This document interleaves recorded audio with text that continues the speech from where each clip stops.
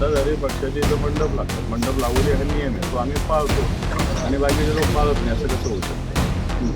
प्रशासन सुद्धा बायस पद्धतीनं वागतं, पोलीससुद्धा बायस पद्धतीनं वागतं. दोष त्यांना देणार नाही, परंतु ज्या पद्धतीनं प्रशासनावर सत्ताधाऱ्यांचा दबाव आहे तो एकांगी आहे. निवडणूक आहे तो झोपलेले आहेत, कुंभकर्णाचे झोपलेल्या माणसाला तरी हलवता येईल, म्हणजे झोपेचं सोंग करण्याला कसं हलवायचं आहे प्रश्न. निवडणूक आयोग तो रात्रभरी दिसत नव्हता, आता सकाळी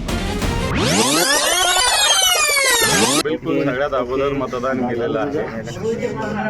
हे मतदान परिवर्तनाचं असणार आहे, हे मतदान निष्ठेचं असणार आहे, हे मतदान संघर्षाचं सुद्धा आहे, हे मतदान सेवेचं सुद्धा आहे आणि हे मतदान विकासाचं सुद्धा आहे. आणि मला असं वाटतं मी फक्त संभाजीनगर पुरतं बोलणार नाही, संपूर्ण महाराष्ट्रात अशाच पद्धतीनं जनतेनं मतदान करावं असं सुद्धा आव्हान झालं नाही. मला सकाळी 4पर्यंत झोपच नाही, झोप नाही म्हणजे झोपू दिलं गेलं नाही.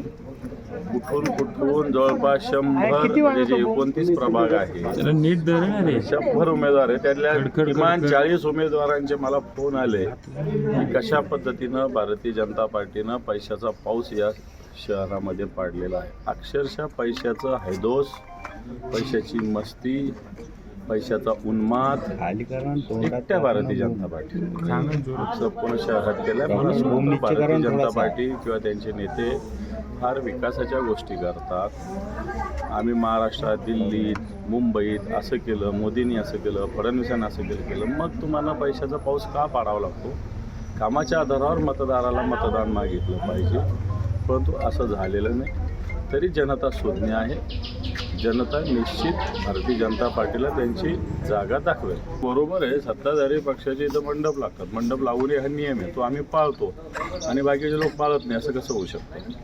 म्हणून प्रशासनसुद्धा बायस पद्धतीनं वागतं, पोलीससुद्धा बायस पद्धतीनं वागतं. मी दोष त्यांना देणार नाही, परंतु ज्या पद्धतीनं प्रशासनावर सत्ताधाऱ्यांचा दबाव आहे तो एकांगी आहे. निवडणूक आहे तो झोपलेलं आहे, पूर्ण कुंभकर्णाची झोपलेल्या माणसाला तरी हलवता येईल, पण झोपेचं सोंग करण्याला कसं हलवायचं हा एक प्रश्न. निवडणूक आयोग तो कुठेच दिसत नाही, रात्रभरी दिसत नव्हता आणि आता सकाळी पण नाही.